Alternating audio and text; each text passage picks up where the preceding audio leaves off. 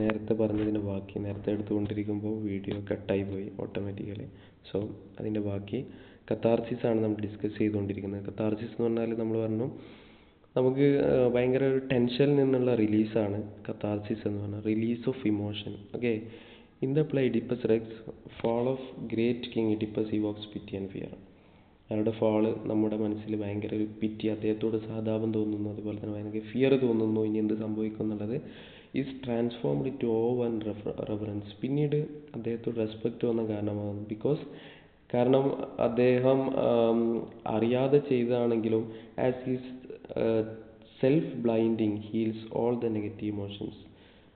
Okay, അപ്പോൾ അദ്ദേഹം അതിൽ നിന്നൊരു മുക്തി നേടാൻ വേണ്ടി, നെഗറ്റീവ് ഇമോഷൻസ് കളയാൻ വേണ്ടി അദ്ദേഹം എന്ത് ചെയ്തു? സെൽഫ് ബ്ലൈൻഡ് ചെയ്തു, സ്വയം കണ്ണു പൊട്ടിച്ചു അല്ലേ. അദ്ദേഹത്തിനൊരു ഞാനൊരു സിന്നറാണ് എന്നുള്ള ഒരു ഇത് വരികയാണ്. ഓക്കെ, അദ്ദേഹം ചെയ്ത തെറ്റ് എന്ന് പറയുന്നത് എവർ അൺഫോർഗിവബിൾ ആയിരുന്നു.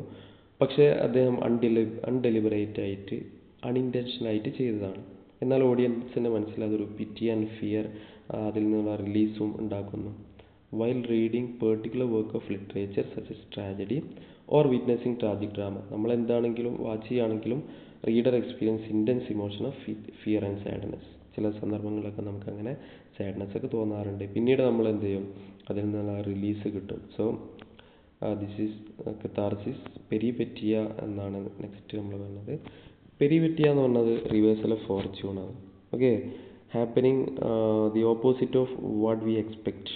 ഓക്കെ, നമ്മൾ ഒരു ഫിലിം കാണുകയാണ്, വാച്ച് ചെയ്യാണ്, അല്ലെങ്കിൽ ഡ്രാമ വാച്ച് ചെയ്യാണ്, അല്ലെങ്കിൽ നോവൽ റീഡ് ചെയ്യാണ്. അപ്പോൾ നമ്മൾ ആദ്യം തന്നെ നമ്മളെ മനസ്സിൽ ഇങ്ങനെ ഉണ്ടാവും, ആ ഹീറോ അവസാനം ഇയാളെ കൊല്ലും അല്ലെങ്കിൽ വില്ലനെ കൊല്ലും എന്നുള്ളത്. പക്ഷേ ഹീറോയെ എന്ത് ചെയ്യാണ്? ഹീറോയെ വില്ലൻ കൊല്ലാണ് അവസാനത്തിൽ.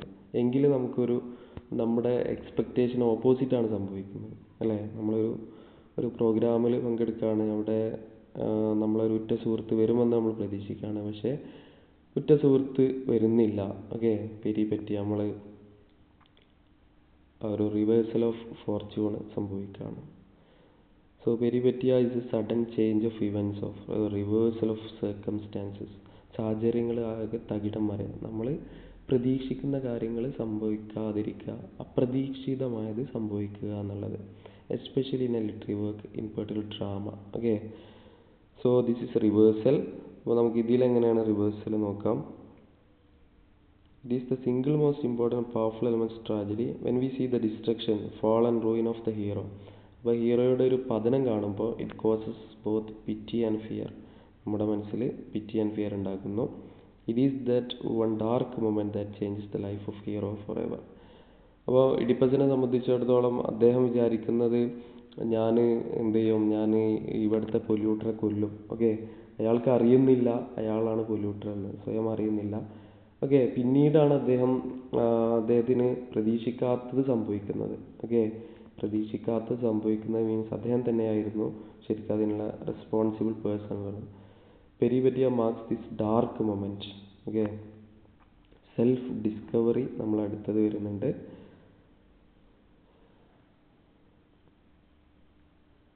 Okay, next അനഗ്നോറിസിസ്. അനഗ്നോറിസിസ് ആണ് ഡിസ്കവറി ഓഫ് ട്രൂത്ത് എന്ന് പറയുന്നത്, സത്യം കണ്ടെത്തുന്ന മൊമെൻറ്റ്.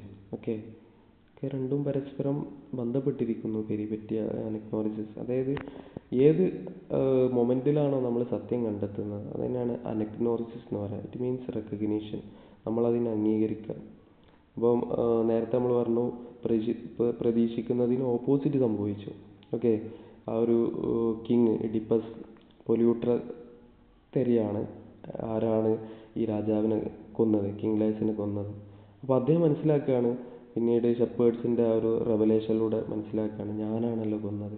ആ ഒരു മൊമെൻറ്റിനാണ് നമ്മൾ അനഗ്നോറിസിസ് എന്ന് പറയാം. സോ ആ ഒരു മൊമെൻറ്റിനാണ്. അങ്ങനെ ജൊക്കാസ്റ്റ, ഓരോ ക്യാരക്ടർ എടുക്കുകയാണെങ്കിലും നമുക്ക് മനസ്സിലാവും.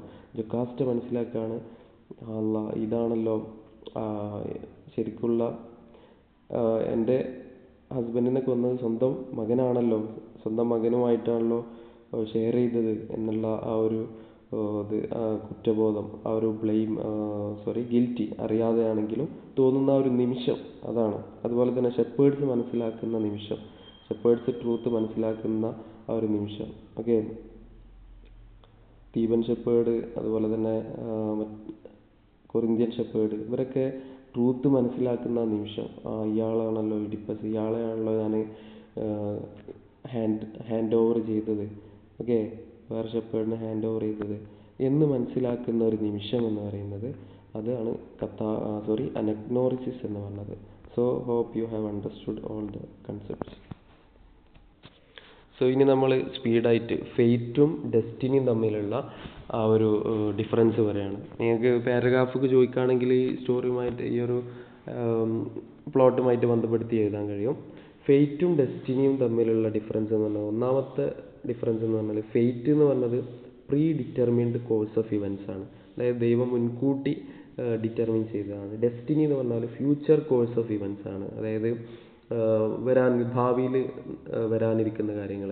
മീൻസ് ഈ ഫെയ്റ്റ് എന്ന് പറഞ്ഞത് ദൈവം ഓൾറെഡി ഡിസൈഡ് ചെയ്തത് കൊണ്ട് നമ്മുടെ റോൾ എന്ന് പറഞ്ഞത് പാസീവാണ്, ഓക്കെ. പക്ഷേ ഡെസ്റ്റിനിയിൽ നമുക്ക് ഇൻഡിവിജ്വലിനെ എന്ത് ചെയ്യാം, നമ്മുടെ ഭാവി ഷേപ്പ് ചെയ്യാം. മീൻസ് എനിക്കൊരു IAS ആവാൻ ആഗ്രഹമുണ്ടെന്ന് വെച്ചോ. സോ നമ്മൾ അതിനു വേണ്ടി ഹാർഡ് വർക്ക് ചെയ്യാണ്. സോ ഡെസ്റ്റിനി എന്ന് പറഞ്ഞത് നമുക്ക് നല്ല ഹാർഡ് വർക്ക് ചെയ്താൽ നമുക്ക് കിട്ടുമെന്നുള്ള ആ ഒരു ഇത്. പക്ഷേ ഫെയ്റ്റ് എന്നുള്ളത് നമുക്ക് അങ്ങനെ പ്രീ ഡിറ്റർമിൻഡ് ആണ്, നമ്മളങ്ങനെയൊന്നും ആവില്ല. അല്ലെങ്കിൽ ആ ഒരു ഇതിലുള്ള ഒരു ഇതാണ്, പാസീവ് റോളാണ് അതിലുള്ളത് ഫെയ്റ്റിൽ. ആക്റ്റീവിൽ നമുക്ക് നമുക്ക് ഷേപ്പ് ചെയ്യാൻ കഴിയും. ഈ ഫെയ്റ്റിൽ സെറ്റ് ബൈ ഔട്ട്സൈഡ് ഫോഴ്സസ് കൊണ്ട് ഉദ്ദേശിക്കുന്നത് ഗോഡ് ഈസ് പ്രീ ഡിറ്റർമൈൻഡ്. പക്ഷേ ഡെസ്റ്റിനിയിൽ സെറ്റ് ബൈ പേഴ്സണൽ ചോയ്സസ്, നമ്മുടെ പേഴ്സണൽ ചോയ്സസിൻ്റെ ആ ഒരു ഫലമായിട്ട് കിട്ടുന്നതാണ്. പിന്നെ ഫെയ്റ്റിൽ it is accountable for sense of submission. നമ്മൾ എന്ത് വന്നാലും അതിന് സബ്മിറ്റ് ചെയ്യുക, മീൻസ് നമ്മളത് സമർപ്പിക്കേണ്ടി വരും, നമ്മൾ കീഴടങ്ങേണ്ടി വരും എന്നുള്ളത്. പക്ഷേ സെൻസ് ഓഫ് പർപ്പസ് ആണ് നമ്മുടെ ഡെസ്റ്റിനി വരുന്നത്. നമ്മുടെ ഉദ്ദേശശുദ്ധിക്കനുസരിച്ച് അല്ലെങ്കിൽ നമുക്കത് ചേഞ്ച് ചെയ്യാൻ കഴിയും. ഇനി നെക്സ്റ്റ് വരുന്നത് idea of higher power of force ആണ് ഫെയ്റ്റിൽ വരുന്നത്, ഓക്കെ.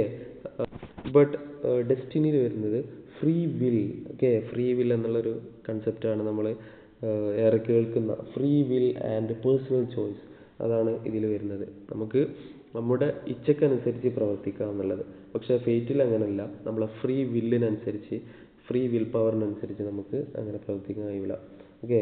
ഇനി ഫെയ്റ്റിൽ വരുന്നത് it is associated with negative connotations, okay. നമ്മുടെ ഫെയ്റ്റ് ഇങ്ങനെ പ്രീ ഡിറ്റർമിൻഡ് ആണ് എന്ന് നമ്മൾ അറിഞ്ഞാൽ നമ്മൾ നെഗറ്റീവ് ആകാൻ തുടങ്ങും, പാസീവ് ആകാൻ തുടങ്ങും. മീൻസ് നമുക്ക് അതിലേക്കുള്ള ആ ഒരു പ്രതീക്ഷ നഷ്ടപ്പെടും. പക്ഷേ ഡെസ്റ്റിനിയിൽ എന്താണ്, പോസിറ്റീവ് കൊണോട്ടേഷൻസ് ആണ്.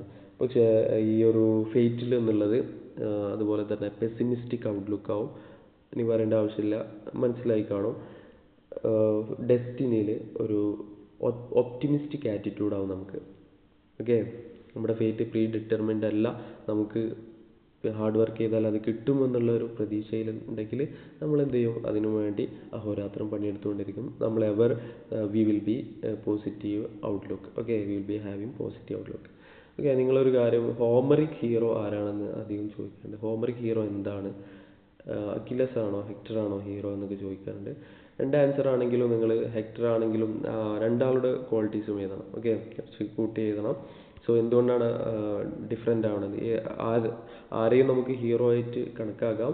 ഹെക്ടറിനാണെങ്കിൽ ഹെക്ടറിൻ്റെ ക്വാളിറ്റീസ്, ഹെക്ടർ ഈ ഫാമിലിനും കൂടി ഉൾപ്പെടുത്തിയിട്ടുള്ള ഒരാളാണ്. മീൻസ് ഫാമിലീനെ നല്ലോണം കെയർ ചെയ്യുന്ന ഒരാളാണ്.